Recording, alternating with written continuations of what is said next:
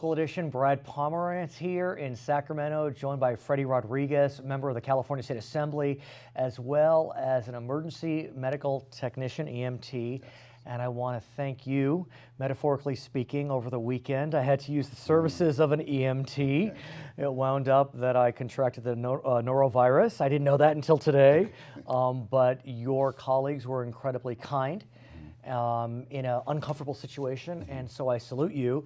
And so it's kind of interesting that you want to talk about your colleagues and your bill to provide emergency medical services workers' Bill of Rights. Yes, you know, it's something that I've been thinking about ever since I've been in the industry. I started in 1984, believe it or not, Brad. Nice. And the changes from then until now are huge. Yeah, a little bit. But with that, you know, it's an EMS Worker Bill of Rights. I think there's more that can be done for the employees doing that job day in and day out. There's a fine group of individuals, men and women, that provide that service to take care of us in the time of need. I want to ask, because I don't understand or I don't know, are EMTs, paramedics, whatever word you know or classification, are they public employees or private employees? There's both. You know, there are the private and the public sector. Okay. Obviously, in the private sector, they do not only emergency stuff, but they do a lot of the non-emergent stuff when you're transporting folks from one hospital to another. But when my wife called 911, did a public employee arrive, a private employee, or we don't know? I mean, is it just whoever's available? How does that work? I think it comes down to where you live. I understand. Usually every city has their own departments for that,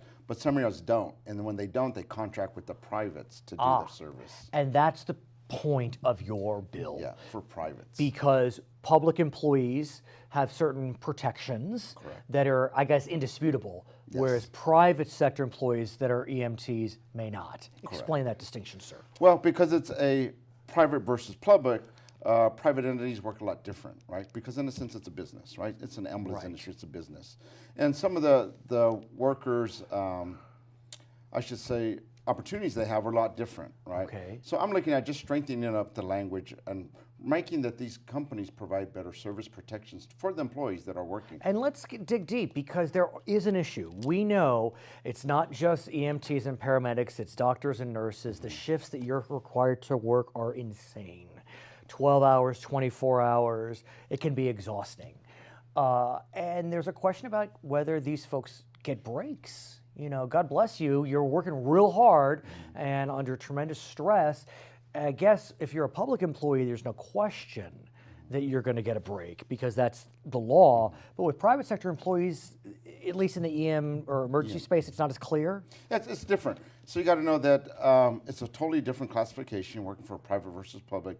So, and there's good companies and there's some good that are not so good. I understand. So I figured out making a bill that kind of makes a standard across the board for everybody to adapt to. Whether you're working in Northern California or Southern California, there are protections and guidelines that everybody follows in that industry. Right, and so as I understand the bill, you're looking at this issue of breaks, and either the private sector needs to give a break or compensate, but whatever it is, these folks need to be treated fairly and I guess equitably vis-a-vis their public counterparts. Yes, correct. And like I said, once again, there are good companies that are abiding by good rules and regulations, but the others that are not. So I figured if we can get it standardized so everybody knows that these are guidelines we've got to follow and follow them to a T. And really, at the end of the day, the employees will be much happier. So how's the bill doing?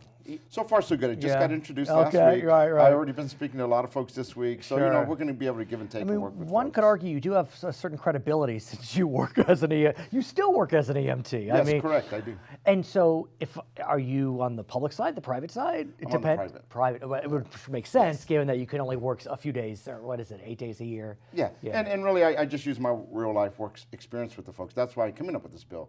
Because I work it, I still see issues out there that need to be addressed. What's great about your district is that you cross county lines. Yes. You're an Inland Empire district, depending how you define it, but you're in LA County and you're in San Bernardino County.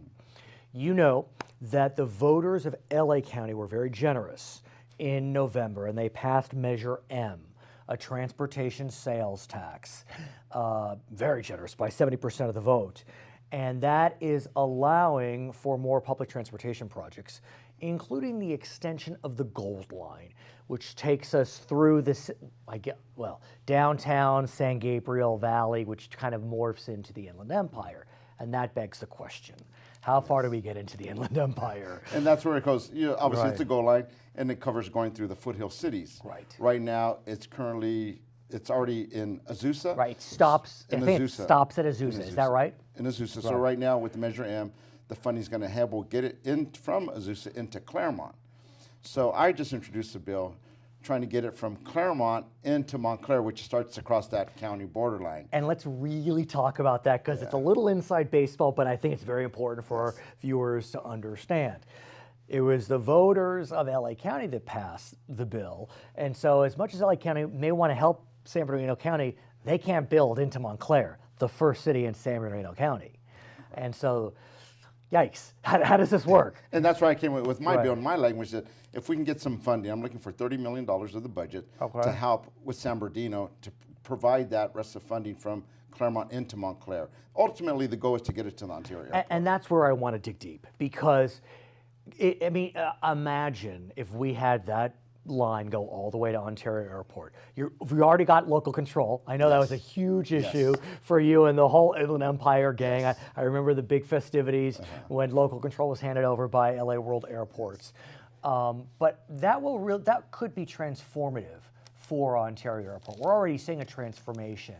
So talk us through, once we get into Montclair, how do we then get to Ontario Airport? Now with that, we're going to start to talk with the folks in San Bernardino County, really, and look at it as a region, how we can partner together to ultimately get it to the airport, because we look at not just bringing that rail line service, the jobs and opportunities throughout those cities, whether it's in San Bernardino County or LA County, right? And really that Ontario Airport is going to be a hub for transportation, logistics, warehousing.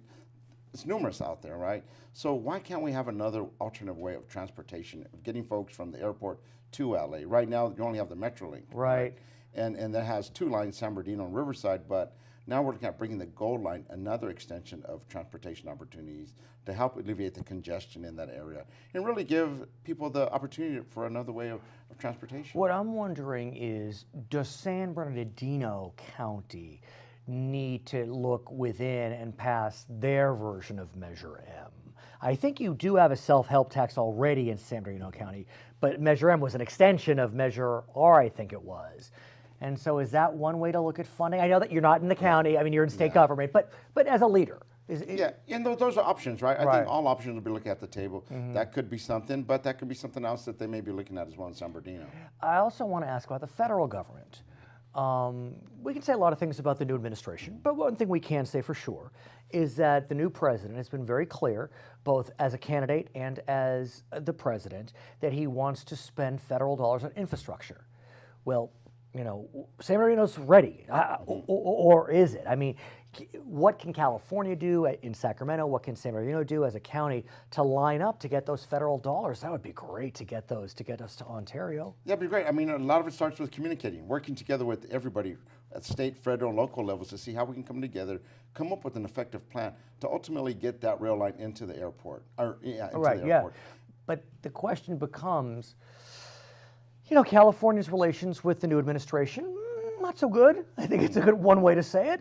And, you know, I don't know Congresswoman Norma Torres, who represents that area with distinction. I don't know how much sway she would have over the Trump administration to get high on the list for infrastructure dollars. So how do we push them? I think with that, we need everybody's help, right? Yeah. From one level to the next. As long as we keep pushing and having that discussions and don't let nobody turn us back. Because ultimately, at the end of the day, that's what our people deserve and want. And we're going to be those fighters for them. His name is Freddie Rodriguez. He is a member of the California State Assembly.